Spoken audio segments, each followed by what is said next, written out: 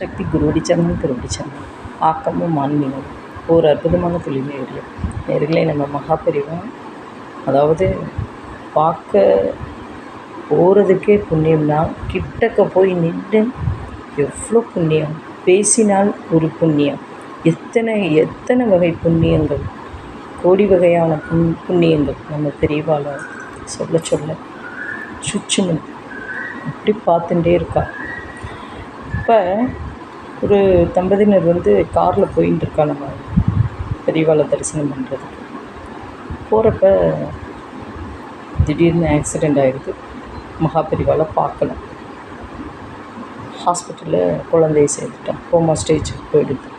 ஆனால் பெரியவாளுக்கு தெரியாமல் இருக்குமா? பெரியவாளுக்கு தெரிஞ்சிருக்கு. சீடர்கள்கிட்ட சொல்லி ஒரு ஆப்பிள் பழத்தை கொடுத்து அந்த குழந்தையோட தலைமாட்டில் வச்சு வைக்க சொல்கிறேன். அப்போ பெரியவா சொல்கிறது வேத வாக்கு. அந்த பெண்மணிகிட்ட போய் இந்த சைடர் கொடுக்குறாங்க. இந்த மாதிரி பெரியவா வைக்க சொல்லியிருக்கேன். வச்ச இந்த பெண்மணி சொல்கிறா, கடவுள் டாக்டர் காப்பாற்ற முடியாதுன்னு சொல்லிட்டா, எனக்கு ரொம்ப வருத்தமாக இருக்குது, நீங்கள் வைங்கோ அம்மா அப்படிங்கிற அந்த சைடர்.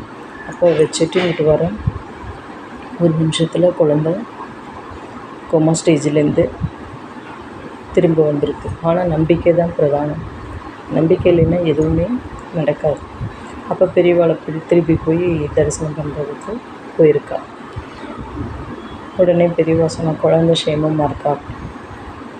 ஆகையால் எந்த ஒரு காரியமாக இருக்கட்டும், ஒரு செயலாக இருக்கட்டும், நம்மளை ஒரு நிமிஷம் நம்பணும். கண்டிப்பாக நம்பிக்கை தான் பிரதானம்.